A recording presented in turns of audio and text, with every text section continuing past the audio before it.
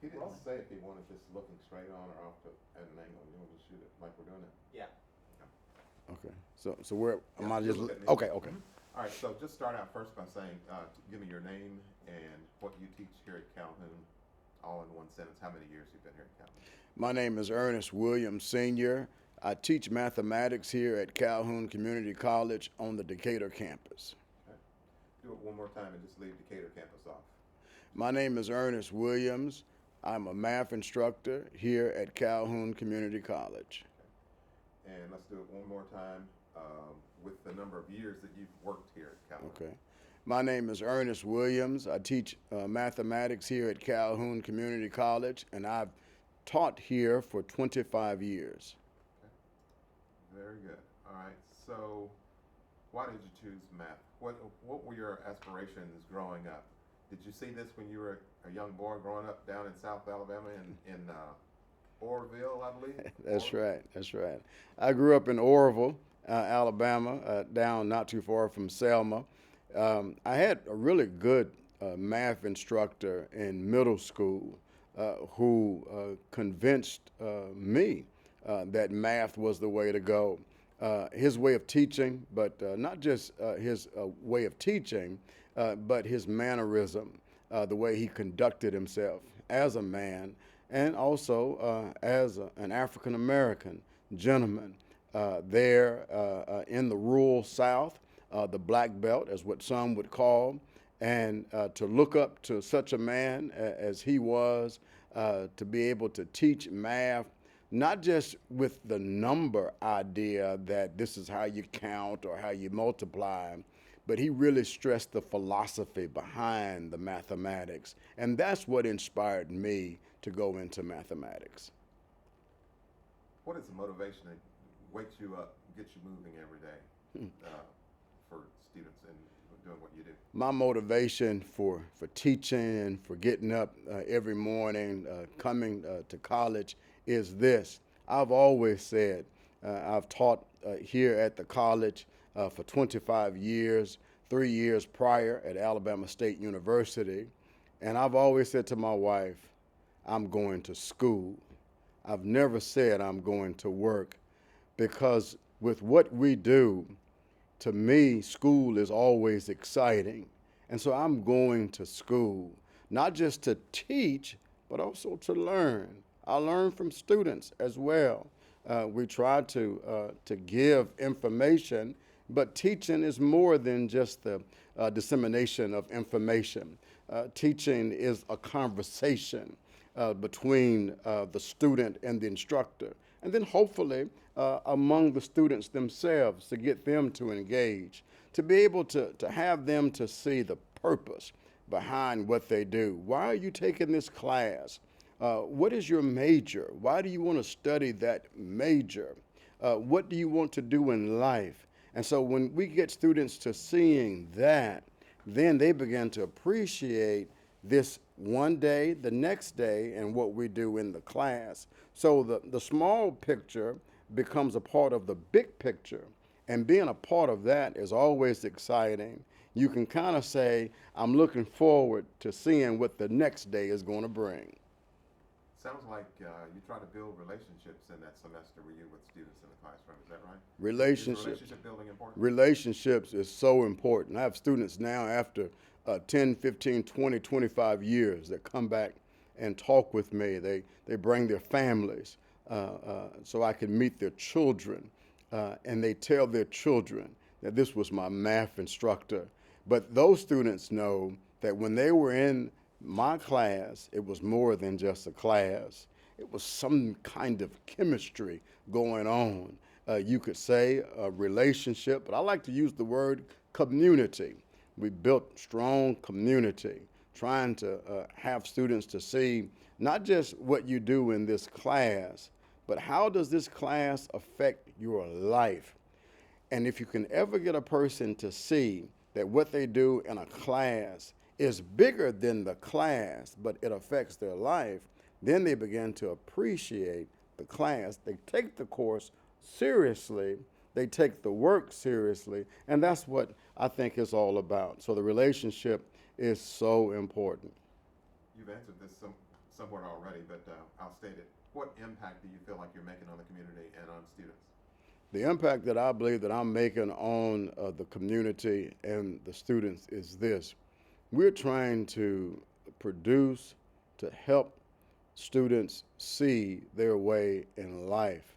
How can that student be a better, productive person for not just the city or the community, but for our world?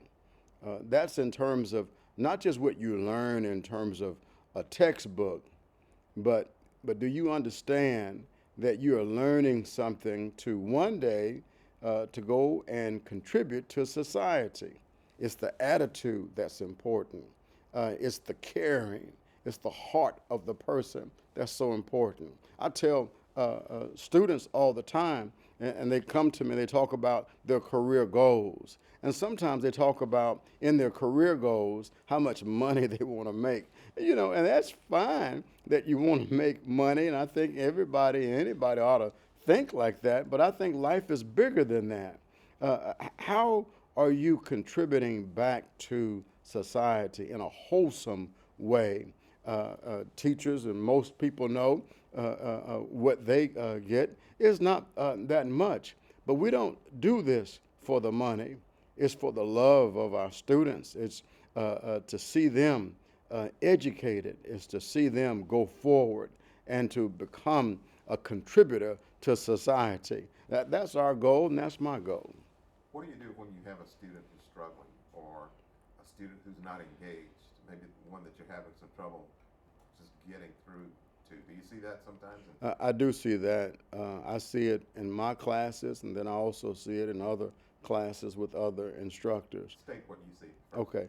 What I see is that sometimes we have students who come to our classes who struggle, who have a difficult time understanding, applying the concepts. What do we do as an instructor? What do I do to try to help students who struggle?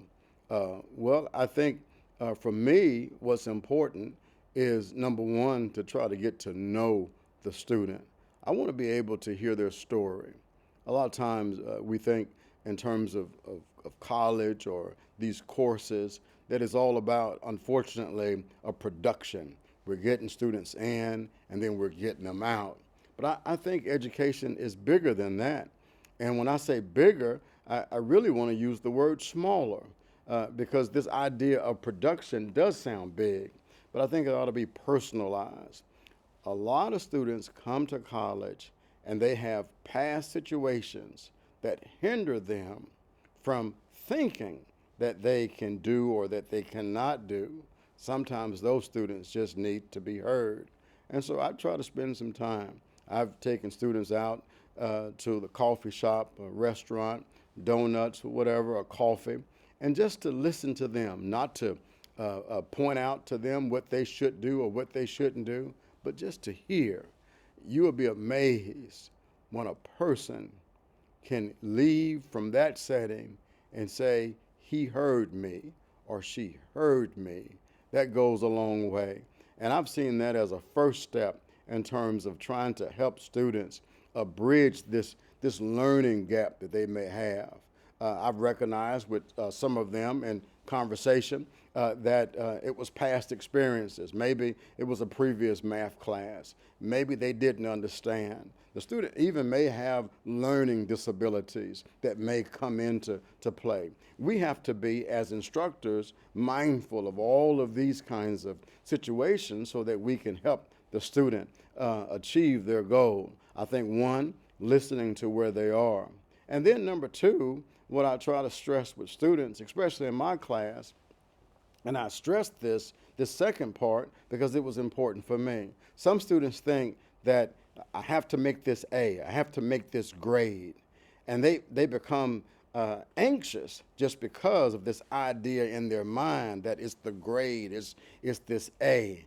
And I try to give students ease, that you're trying to get a grade. But the second point that I stress is, it's not so much for me that you get this A, but that you learn.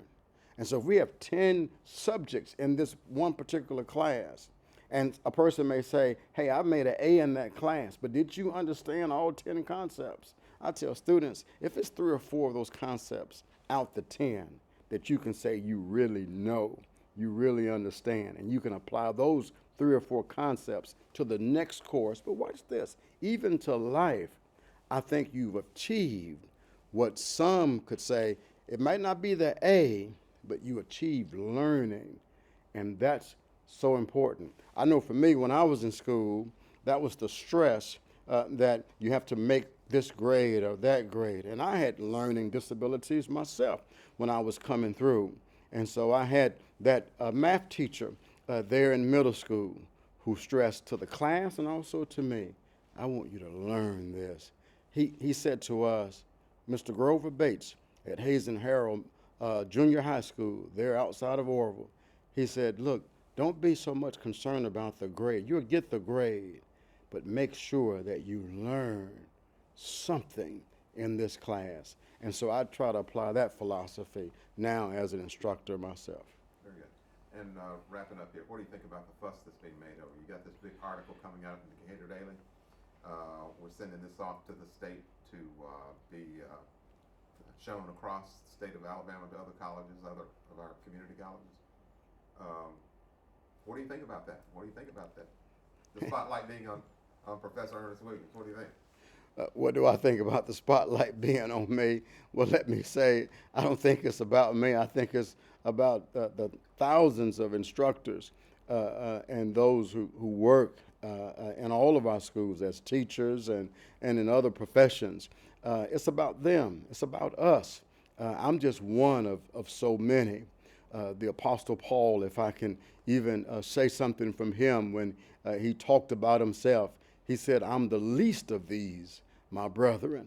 And likewise, even for me, I know that there are great instructors here at this college and other colleges that I admire who do a better job than what I do.